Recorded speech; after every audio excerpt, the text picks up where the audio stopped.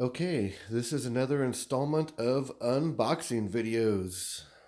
Uh, so, on a couple of videos, I said in the beginning, like, oh, this is my third one or fourth one. Yeah, I was off a couple because I had forgot that I had recorded three, but had only uploaded two to that point. But, anyways, what's written in the description is correct. And so I believe this one will be number 6. Here we go.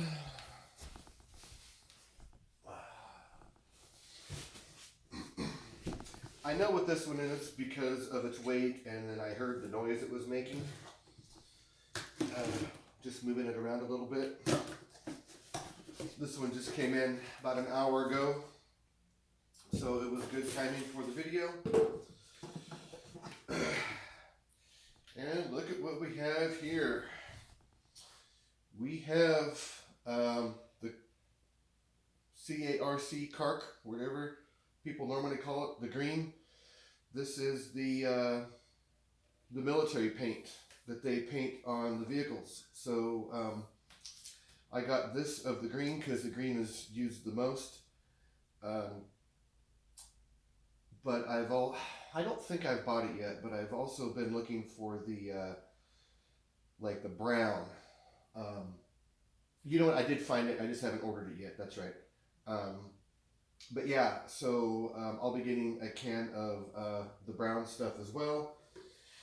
And the Carc, it has to do with like chemical resistant paint. Plus it has that flat look. But that's the stuff that they use on all the military vehicles. So we got that. This here, I know what this is because of the size of the box.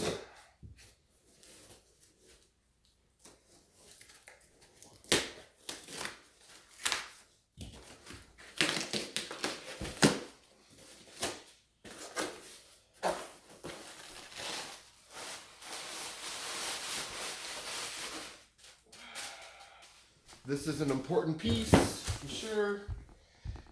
I mean, well, I guess everything I order is pretty important, otherwise I wouldn't get it, but everything has its role and its place.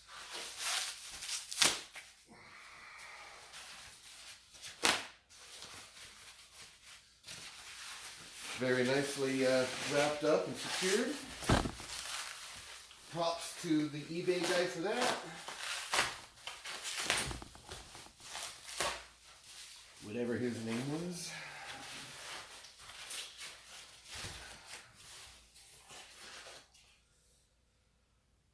So, this is a divider piece that that goes behind the seats, and then I'll be building the back wall because you know, when I get the vehicle here, anytime between now and the end of the month,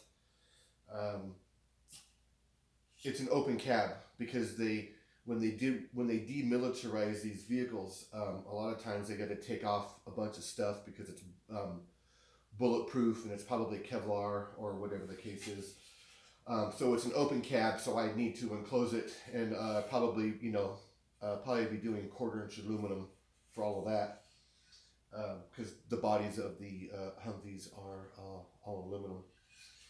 But anyways, yeah. So this piece goes down behind the back seats, and this is what. So you'll go in like silicone or butyl tape or whatever, and then screw this down, and that'll separate the bed of the vehicle from the front, so you don't get any water or anything coming through from the back. Now this one's longer. This one goes from the from one wheel well to the other because like that's how this works for the 4-door versions of the Humvees. When you have the 2-door version, you don't have this long of a piece that goes across.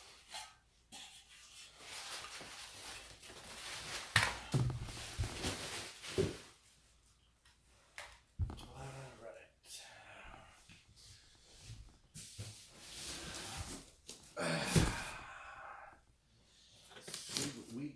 here.